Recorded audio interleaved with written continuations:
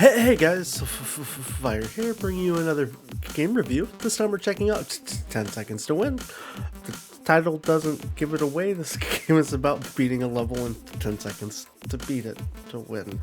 This game's currently available in the Xbox Store for a price starting at $5. It is on sale at the time of recording, so you can save a little bit of money. It's developed by Vergio Games and published by East Asia Soft, and it's actually a really fun game for $5. It's got over 50 levels. Did not mean to go into the options here.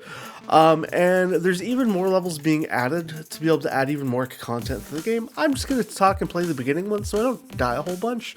But let's talk about this very basic and simplistic platformer. There's only 2 buttons that you need to use to play the entire game, and 1 thing that you have to worry about during your run in the game. Use the analog stick to move around. You could use, I guess, a 3rd button if you wanted to use your D-pad. It's really up to you. And then you just use the A button to jump, and that's entirely all the controls in the game. And you're basically going to be racing a clock that's in the top right of your, top left of your screen. Honestly, I wish the clock was a bit bigger and maybe more centralized, or just in a better area of your screen, as it would then give a little bit more emphasis on the 10 seconds to win mechanic. And then I did lie. I said there were only 2 buttons you need to do, but there actually is a 3rd. You get a kind of a dash button with your X. You know, hey, I'm not always to be trusted with every bit of fact that I provide here, but I do my best to share what I can.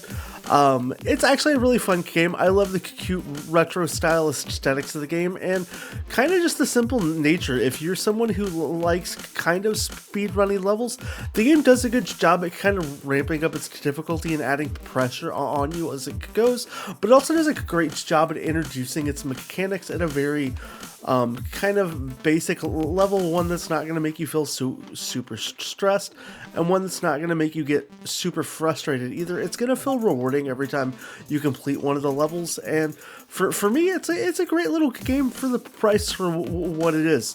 I wish there was maybe opportunities for things like leaderboards, so I could maybe see how I stack up against my friends on individual levels, and then you could have races to see who's doing the best while you're going through, and see who can find what shortcuts may or may not exist in those stages, which would definitely be a really cool and neat thing you could add. I find myself sometimes in some of the levels trying to see which additional ways I could parkour around them to get them done faster, just to kind of see if I can't edge a little bit of time off my clock. And in that sense, it just makes the game feel rewarding entirely while you're playing it. I don't think there's been a moment that I wasn't having fun. There's definitely been some frustration, so don't get me wrong there, but it's all been in good clean fun, and all done with a game that's actually just well packaged, and might be one of my favorite games I think that East Asia Soft has helped bring to Xbox in a while,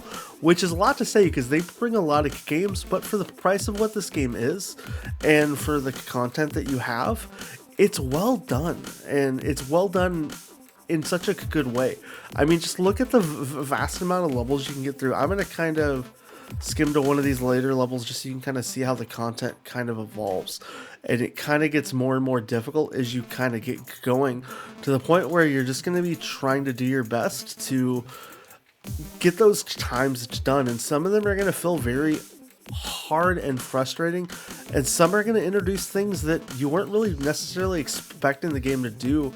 And don't get me wrong, it's not like, oh my gosh, this is like game revolutionary kind of content. It's not. It's just, it's content that's done in a well manner that gives you stuff that doesn't make you necessarily feel overwhelmed, but it gives you a sense of satisfaction while you're playing the game, that it all just cohesively flows very well. And that's in a nutshell what I'm trying to say here is, well done and good job of the developers. I think if you have $5 to spend, 10 Seconds to Win is definitely a game that you should consider checking out.